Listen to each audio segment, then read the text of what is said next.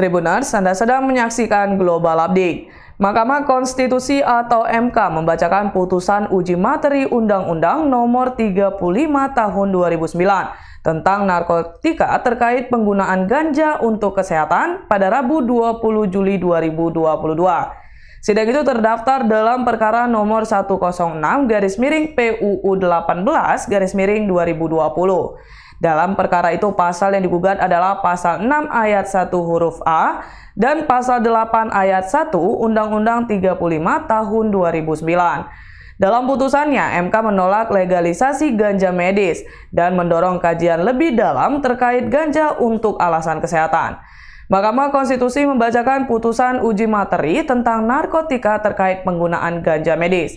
Sidang putusan perkara digelar secara daring dan dapat disaksikan masyarakat. Gugatan aturan penggunaan ganja medis diajukan Dwi Pertiwi, Santi Warastuti, dan Naflah Murhayanti, yang merupakan ibu dari anak penderita cerebral palsy yang membutuhkan ganja medis. Ketua MK Anwar Usman memaparkan putusan tersebut diputus dalam rapat permusyawaratan hakim oleh 9 hakim konstitusi, yakni Anwar Usman, Aswanto, Suhartoyo, Danielius McPevock, Wahiduddin Adams, Arif Hidayat, Saldi Isra, dan Mahanan MP.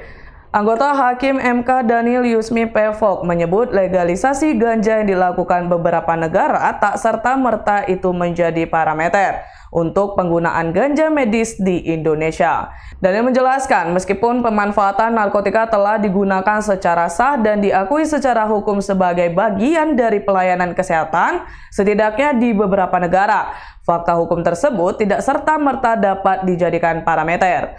Oleh karena itu, pemanfaatan golongan 1 di Indonesia harus diukur dari kesiapan unsur-unsur. Anggota Hakim MK lainnya Suhartoyo mengatakan dibutuhkan kebijakan yang sangat komprehensif dan mendalam dengan melalui tahapan penting yang harus dimulai dengan penelitian dan pengkajian ilmiah. Yang menyatakan seluruh Hakim MK berpendirian agar segera dilakukan pengkajian dan penelitian terhadap jenis narkotika golongan 1 untuk dapat atau tidaknya dimanfaatkan untuk pelayanan kesehatan atau terapi.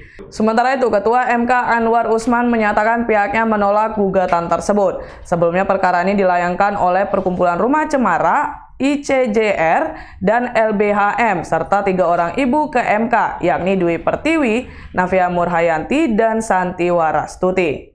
Santi bahkan datang bersama buah hatinya yang mengidap cerebral palsy, Pika, yang tergolek lemah di stroller ke Car Free Day di Jakarta pada Minggu 26 Juni 2022. Ia membawa papan bertuliskan "Tolong anakku butuh ganja medis" yang berujung viral setelah penyanyi Andin Aisyah membagikan foto tersebut ke media sosial.